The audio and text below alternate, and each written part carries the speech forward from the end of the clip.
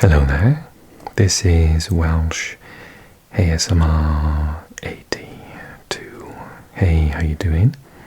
So, in today's ASMR football video, ASMR soccer video if you're in the States or Australia, we are going to be focusing on women's football.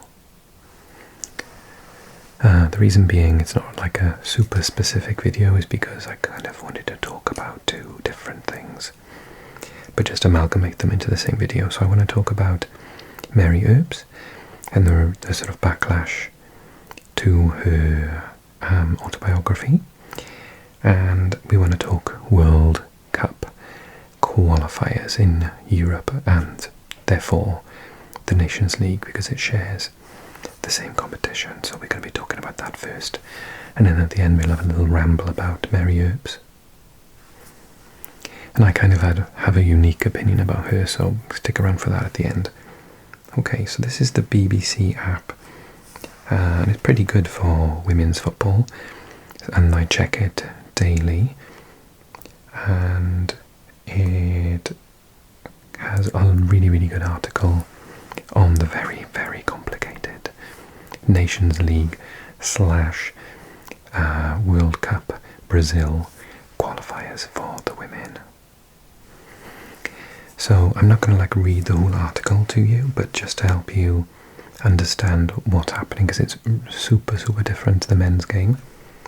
The Nations League has been drawn in Europe, and what happens is the qualification process for the World Cup is based on the results in the Nations League. So we'll talk about how that works in a second, and then after that very complicated process with 1 million playoffs and who faces who potentially in the playoffs, then we'll look at the groups and decide who I think is going to automatically qualify and who is going to be subjected to death by playoff. England's group is a doozy, so stick around for that. I'll also be quite heavily focusing on Wales, but also on Ireland, Scotland and Northern Ireland as well, the home nations in Ireland. So stick around for all of that great stuff. Okay, so Nations League. Who is in League A? England and the Republic of Ireland. Who is in League B? Wales, Scotland and Northern Ireland. So within A and B we have the home nations and Ireland. So that's really awesome. And how do you get to the World Cup automatically? That's an easy one. You basically have to finish top of your Nations League Group A. So therefore, apart from Ireland potentially and England, no one else from the home nations can qualify automatically. They have to go through playoffs. Okay, so the very complicated process is as follows. So if you're in League A and you finish top, then you will automatically qualify for the finals in Brazil. Nice and easy. After that point it gets very complicated. I've had to read this article about 3 times. Okay, so if, for example, England or Republic of Ireland finish second or third, they would then face a League C side in their first round playoff. You have to go through 2 rounds of playoffs to get to the World Cup. So if they don't finish top but don't finish bottom, so second or third, then they get a League C side, which is obviously much easier. They're in A, there's B with all of Wales and Scotland, so it's a League C. Then if they reach the next round, they would have to play a side who either finished 4th in League A or one of the League B teams to get to the World Cup. So that's quite okay. So for Scotland, Northern Ireland and Wales then, so if they want to earn a playoff, they must avoid finishing bottom. So bottom in Group B, in Tier B, doesn't get a playoff spot, naturally. And I think it's only the winners of Group C that do as well. I don't think any other position in Tier C gets you into a playoff. So if they were to win their respective groups, not only would they in the next edition of the Nations League be promoted to Tier A, which is awesome, which is where Wales have just been relegated from. But then they would also be against a side who finished second or third in League B, so they'd avoid those bottom of League A teams. And so it says on the other end, so if they were to finish second or third, then they would have to face a fourth place in League A or another League B winner. So let's say Scotland finished top of their group and Wales finished second of their group. Wales may have to face Scotland in that situation, or they might have to face someone who finished bottom of Tier A, League A. The second round of the playoffs are seeded, and if they progress, they would likely face League A opposition. So it's going to be very, very difficult for anyone in that particular League B to get there. They're going to have to beat someone from League A eventually. So the last sentence is quite damning. It says, so in short, if Wales, Scotland or Northern Ireland are to reach the World Cup, they will likely have to defeat two strong nations along the way. Okay, clear as mud. Let's look at the groups then. So England have drawn Spain in their qualifier. They cannot get away from them at the moment. So they have also got Iceland and Ukraine, which actually I think, I mean, Iceland are pretty decent. They did okay in the European Championships, albeit in one of the weaker groups, I think, with Switzerland and I want to say, who else was in that group? Oh, it's gone from my mind now. They were with Iceland, Switzerland and Norway, maybe Finland, I can't remember. And I haven't seen much of Ukraine, but they're not, the same quality as Spain or England, and they're certainly not a France, Italy, Germany, etc. So that's not too bad. Obviously, having Spain in England's group is a massive thorn in England's side, because despite beating them in the final, perhaps against the run of play, I never really got around to doing a final video, I do apologise. Something came up that week and I forgot to do it then. Naughty me. Spain did outplay England, but England finished their chances and Spain squandered. It was a death by 1,000 misses, wasn't it? They had such a bad game in front of goal.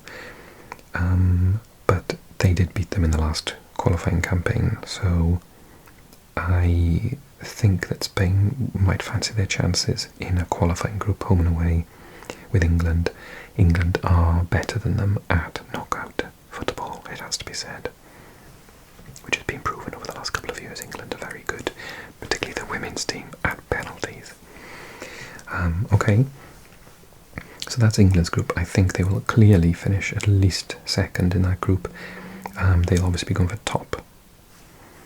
They can get top, obviously, but I think they might be just beaten by Spain to it. It might be really close, like by a point or by goal difference or something. Spain and England, clearly two of the best teams in the world right now, let alone Europe. And then Scotland have been paired with Belgium, Israel and Luxembourg.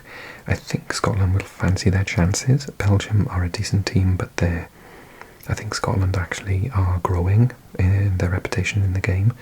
I think probably they're on around the same level as Republic of Ireland, so I think they're better than Wales at the minute, and I think that they will fancy their opportunity to take the top spot in that group. Northern Ireland have been placed with Switzerland, Turkey and Malta. I think Malta will be quite easy. I'm not sure what the Turkish women team is like. They haven't qualified for anything recently, and I haven't seen Wales play against them. But Switzerland are a very difficult team. Obviously they were the host team in the summer and they weren't bad at all, so that's a pretty tricky one. However, I think the Northern Ireland probably can finish second in that group, as they themselves are not a bad team, and I haven't seen much to do with Turkey. Okay, it doesn't actually say anything about Wales. Charming. Does it say anything about Wales at all? Wales women's football team. Okay, so the fantastic Rhian Wilkinson, what does she say? So we must believe that we can challenge for a place at the 2027 Women's World Cup. We've been given the Czech Republic, Albania and Montenegro. And I remember when I saw that, I was like, at our best, we can definitely finish top of that group.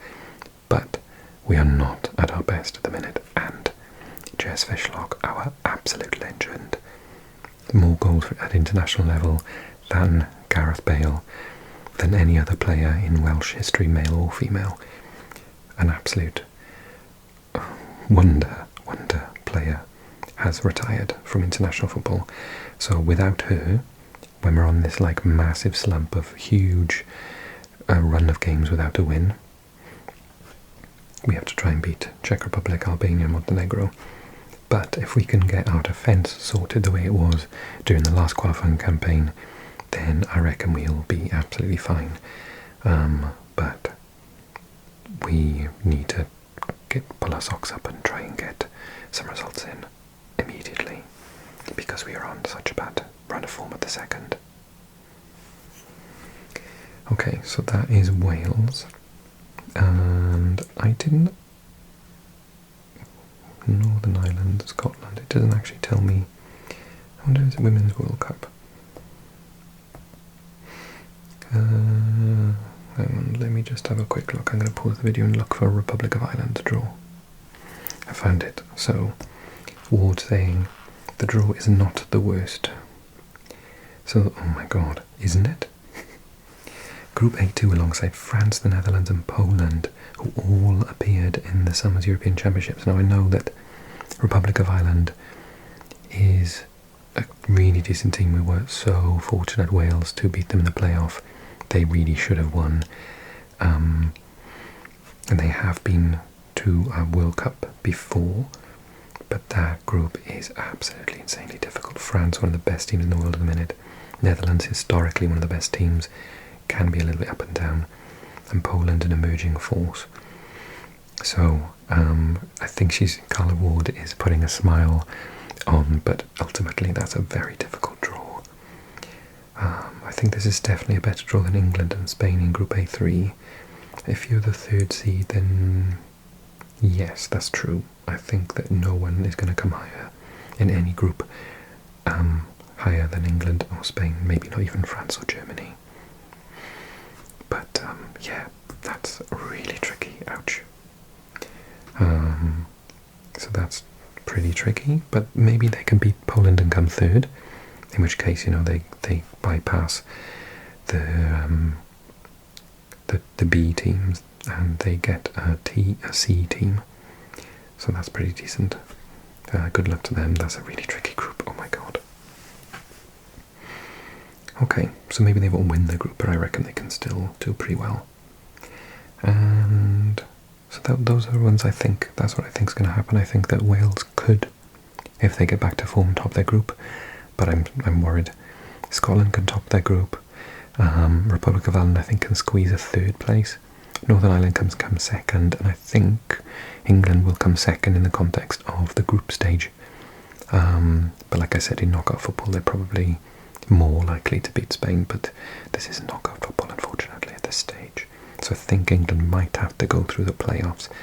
What a tough way to get to the World Cup for women's European teams. Only 4 automatic ones. That is absolutely crazy. Okay. And then we're just going to have a little chat about Mary Earps, because my opinion, so I guess, you know, people have got like their publicists and everything, and they've obviously said, oh look, you know, you're retired, so there's like a window of your popularity still remaining. I think you should probably release a book, which is unusual to do a autobiography before you've retired, particularly in sport. And because she's quite straight talking, she's criticised. It doesn't say much in the article. I watched the video earlier on. Basically, the video isn't very specific, but she does say, though, that she's got total respect for Sarah Wiegman, that she disagrees with the decision to make her not the top seed, and actually she's got beef with the player that was her replacement, essentially, because that in her opinion, the book says, I've read like someone talking about it. I haven't read the book myself, so pinch of salt required. But she basically was like the player that replaced her as England's number one, who eventually obviously saved penalties in the final to win England the trophy, was a troublemaker. And there was always like some drama going on, and at points Mary Earps, I think, was supposed to be like crying in her room thinking this is like ridiculous, this other player is so dramatic and causing so many problems. So yeah, I really feel for Mary, and I'm not against her. I think there's been like a public backlash. Some sites suggesting that, you know, she was England's darling and now she isn't. Other ones pointing out the unfairness for women to be, particularly in sport, but obviously in society in general, to be, like it says here, show pressure on women to be perfect angels. You know, like they have to be like an amazing mother, amazing sports person, amazing like parent, other half, daughter. It's like crazy, the pressure on women, and I think that it's accumulated, that the press love to build someone up and then knock them down. They did it with Rooney. They've done it with so many other England players over the years, you know, people like Gerrard. They just love building up confidence of players and then just knocking them down. And she's kind of just being subjected in that sort of respect to the same standard as the English media, the way that they treat the men's players, where they completely, you know, elevate them. They're like the best thing ever, and then they make a mistake and they absolutely tear them down. And this, you know, they're relentless. Yeah. So one minute in the English press, you're the best thing since sliced bread, and the next minute you're, you know, horrific. I remember when David Beckham did that kick in the '98 World Cup and got sent off. And, you know, he was, one minute he's the darling of English football and the next minute he's the devil. And in a way, it's kind of, I think it shows progression in a horrible way, that, you know, the women are being subjected to the same standard as the men in that respect, but in another respect, neither the men nor the women should be treated like that. They're sports people at the end of the day. I actually have really come to enjoy straight-talking people, and I've become a little bit more direct myself when talking to friends and family, and I've got plenty of time for her stating that she doesn't get on with someone. Why do you have to like pretend to like everyone all the time? It's not natural, it's not human. We all have little conflicts or just disagreements with fellow professionals. Maybe the one mistake was that she released the book a little bit too soon while she's still playing, whilst those people are still in post. Maybe she should have waited. Perhaps her advisors misadvised her in that sense in order to try and, you know, get on top of the wave of popularity that she's been having before she becomes irrelevant.